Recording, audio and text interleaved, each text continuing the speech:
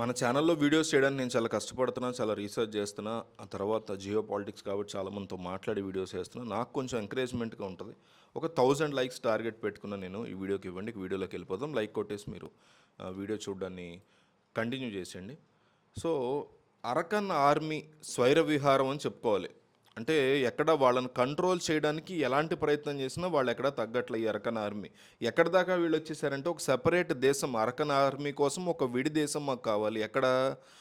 Bangladesh, Myanmar, Bharat, ఈ మూడు ఉన్నటువంటి సరిహద్దుల్లో ఇష్యూ అంతా కూడా ఏంటంటే భారత్ దాకా ఈ వ్యవహారం వచ్చేసింది, భారత్ బార్డర్స్ దాకా.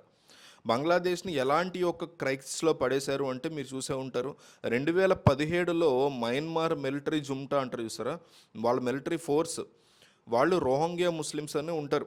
దాదాపు మీకు బర్మాలో నివసించేటువంటి ముస్లింలు, బౌద్ధ మతానికి చెందినటువంటి దేశం బర్మా. అక్కడ మీకు ఇస్లాం మతానికి చెందిన వాళ్ళు రోహింగ్యాస్ అని అంటారు. వాళ్ళు ఒక 7,50,000 మందిని అక్కడ మిలిటరీ జుంటా మయన్మార్ నుంచి తరిమేసింది. రాకాయన్ అనబడేటువంటి ఒక జిల్లాకు చెందిన వాళ్ళు ఇవాళ అరకన్ ఆర్మీ కంట్రోల్లో ఉన్నటువంటి ప్రాంతం, అక్కడికి వచ్చారు వీళ్ళందరూ. అరకన్ ఆర్మీ అక్కడి నుంచి కూడా ఆ రకాయన్ అనబడేటువంటి జిల్లా నుంచి కూడా రోహింగ్యాస్ని తరిమేయడంతో వీళ్ళందరూ కూడా బంగ్లాదేశ్లోకి పారిపోయారు. ఎంతమంది? 7,50,000 మంది ప్రజలు, ఇస్లాం మతానికి చెందినటువంటి వాళ్ళు మూటాముళ్ళు సర్దుకొని ఇంకొక దేశంలోకి వెళుతున్నారు అంటే పరిస్థితి ఎలా ఉంది? బంగ్లాదేశ్ ఏం చేసింది? వీళ్ళని ఆపాలనేటువంటి ప్రయత్నాలు చేసింది. అటు నుంచి పాకిస్తాన్కి పంపించాలని అనుకున్నారు. కొంతమంది అయితే ఏకంగా భారత్లో కూడా పారిపోయి వచ్చారు.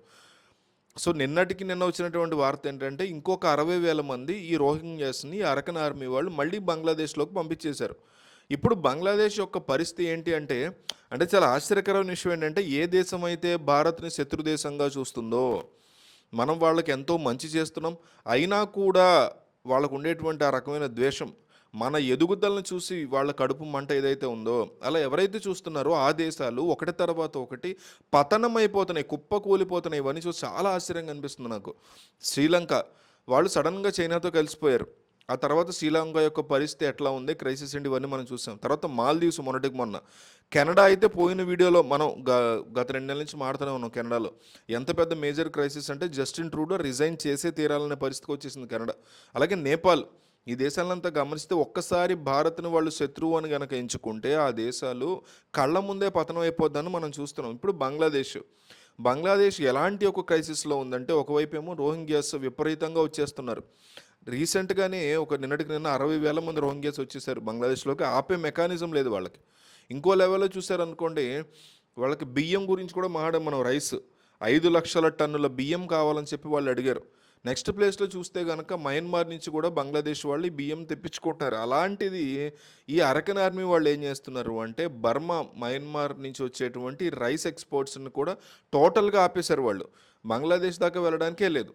అంటే రాకాయన్ అనబడేటువంటి ఈ జిల్లా, దీన్ని దాటే బంగ్లాదేశ్లోకి రైస్ ఎక్స్పోర్ట్ అనేది వెళ్ళాలి. సో ఇది ఎంత క్రిటికల్ పొజిషన్ అంటే కాలాదర్ ప్రాజెక్ట్ అని చెప్పి అంటారు. అంటే మీకు బే ఆఫ్ బెంగాల్, వెస్ట్ బెంగాల్ నుంచి ఒక కార్గో షిప్ బయలుదేరితే నేరుగా ఇది రాకాయన్ అనబడేటువంటి జిల్లాకు వచ్చి దీన్ని దాటుకునే నార్త్ ఈస్ట్లోకి వెళ్ళాలి. అంటే బంగ్లాదేశ్, మయన్మార్ యొక్క సరిహద్దుల గుండానే మన షిప్, ఇండియన్ షిప్ అయినా ఎంటర్ అవ్వాలి నార్త్ ఈస్టర్న్ సైడ్. సో ఈ మ్యారిటైన్ పార్ట్ అంటాం. అంటే ఈ సముద్రం సంబంధించినటువంటి రూట్ ఏదైతే ఉందో, ఈ ఓడలు, వీటిని కూడా అరకన్ ఆర్మీ వారి ఓడలన్నీ ఆపేస్తున్నారు. దాంతో బంగ్లాదేశ్ ఒక మేజర్ ఫుడ్ క్రైసిస్ ఎదుర్కొంటుంది. ఇండియా నుంచి వెళ్ళట్లా, అటు మయన్మార్ నుంచి కూడా ఇవేం అనేది రావట్లా. ప్రజలు అష్ట కష్టాలు పడుతున్న పరిస్థితి. దాంతో ఇది చూసినటువంటి భారత్, ఇండియా 2,00,000 టన్నుల బియ్యం పంపించింది ఇండియా. అంటే ప్రజలు ఇబ్బంది పడకూడదు, మేజర్ క్రైసిస్లోకి వెళ్ళిపోకూడదు, పిల్లలు మహిళలు తిండి తిప్పి లేకుండా ఉండే పరిస్థితి ఉండకూడదని 2,00,000 టన్నుల బియ్యం పంపించింది భారత్. అంటే ఇదంతా కూడా అరకన్ ఆర్మీ అసలు పట్టించుకోవట్లే. ఇన్నేళ్ల పాటు మమ్మల్ని హింసించారు కదా, ఒకవైపు ఏమో బంగ్లాదేశ్ అంటారు, ఇంకోవైపు ఏమో మయన్మార్ అంటారు, మధ్యలో ఈ రాకాయిన్ స్టేట్ అనేది ఉంది. మా ప్రజలు వీళ్ళు, ఎథనిక్ గ్రూప్ వీళ్ళని వీరు ఎన్ని రకాల ఇబ్బందులు పెట్టారు. మిలిటరీ ఫోర్స్, బంగ్లాదేశ్ మిలిటరీ అనండి, మయన్మార్ మిలిటరీ అనండి, మమ్మల్ని ఇబ్బంది పెట్టారు కదా. ఇవాళ మాది పై చెయ్యి, మేము ఈ ప్రాంతాన్ని కంట్రోల్ చేస్తున్నాము, ఎవరితో ఎటువంటి సంబంధం లేదు. బంగ్లాదేశ్ తన మిలిటరీతో వచ్చినా కొడతాం, మయన్మార్ మిలిటరీ ఫోర్స్ వచ్చినా కొడతాం. ఆల్రెడీ వాళ్ళు ఓడిపోయారు, మయన్మార్లోకి వాళ్ళు పాడిపోయారు. ఈ కాలాదన్ ప్రాజెక్ట్ అనేది భారత్కి చాలా చాలా ముఖ్యం, ఎందుకంటే ఇదే నార్త్ ఈస్ట్ యొక్క connecting point. So Arakan army మనతో ఎంగేజ్ అవుతూనే ఉంది ఇండియా. ఇదంతా ఊహించే 2 నెలల నుంచి కూడా అజిత్ దోవెల్ ఎన్నో మీటింగ్స్, విడివిడి మీటింగ్స్ అరకన్ ఆర్మీతో పెట్టుకున్నారు. వాళ్ళేం మాట్లాడుతున్నారంటే ఇప్పుడు ఈ కాలాదన్ ప్రాజెక్ట్ వరకు కూడా మీకు ఎటువంటి ఇబ్బంది ఉండదు మా వల్ల. మీ ఓడలు ఇండియా ఫ్లాగ్‌తో ఉండేటువంటి ఓడలు గనక వస్తే మా వైపు నుంచి ఎటువంటి ఇబ్బంది ఉండదు. మేము ఆపమని వాళ్ళు భరోసా ఇవ్వడమే కాదు, మీరు మాకు సపోర్ట్‌గా ఉండండి అని ఇండియన్ ఆర్మీని, ఇండియన్ గవర్నమెంట్‌ని వాళ్ళు అడుగుతున్నారు. ఏమడుగుతున్నారంటే, మేము ఒక విడి దేశాన్ని సృష్టించబోతున్నాం, నిర్మించబోతున్నాం. ఈ దేశానికి మీరు సపోర్ట్ ఇవ్వండి. సో ఇప్పుడు ఇండియా ఓకే అనింది అనుకోండి, దీన్ని ఎలా చూడాలి అంటే చైనా ఏమో మయన్మార్ మిలిటరీ ఫోర్స్‌తో ఎంగేజ్ అవుతుంది. మనమేమో అరకన్ ఆర్మీని ఎంగేజ్ చేస్తున్నాం.